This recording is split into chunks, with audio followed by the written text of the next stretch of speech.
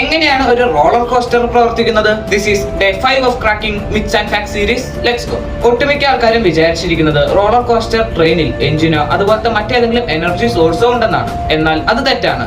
Roller കോസ്റ്ററിന്റെ power source എന്താണെന്ന് വീഡിയോയുടെ last പറയാം. ഒരു റോളർ കോസ്റ്റർ ട്രെയിൻ ട്രാക്കുമായി കമ്പൈൻ ചെയ്ത് നിൽക്കാൻ 2 മുതൽ 3 വരെ സെറ്റ് ഓഫ് വീൽസ് ആണ് ഉപയോഗിക്കുന്നത്. ആദ്യത്തെ സെറ്റ് ഓഫ് വീൽസ് ആണ് റോഡ് വീൽസ്. ട്രാക്കിന് മുകളിൽ കാണാൻ സാധിക്കുന്ന 2 വലിയ വീൽസ് ഇതാണ്. കൂടാതെ റോഡ് വീൽസ് ആണ് റോളർ കോസ്റ്ററിന്റെ വെയിറ്റ് ലിഫ്റ്റ് ചെയ്യുന്നത്. അതുകൊണ്ട് തന്നെ ഇതാണ് റോളർ കോസ്റ്ററിന്റെ ബേസിക് വീൽ. രണ്ടാമത്തെ സെറ്റ് ഓഫ് വീൽസ് ആണ് സൈഡ് ഫ്രിക്ഷൻ വീൽസ്. ഇത് ട്രാക്കിന്റെ സൈഡുകളിലായിട്ടാവും ഉണ്ടാവുക. ചില റോളർ കോസ്റ്റർ റൈഡുകളിൽ ഈ സൈഡ് ഫ്രിക്ഷൻ വീൽസ് ഇൻസൈഡിലും ചിലതിൽ ഔട്ട് സൈഡിലുമായിട്ടാവും ഉണ്ടാവുക.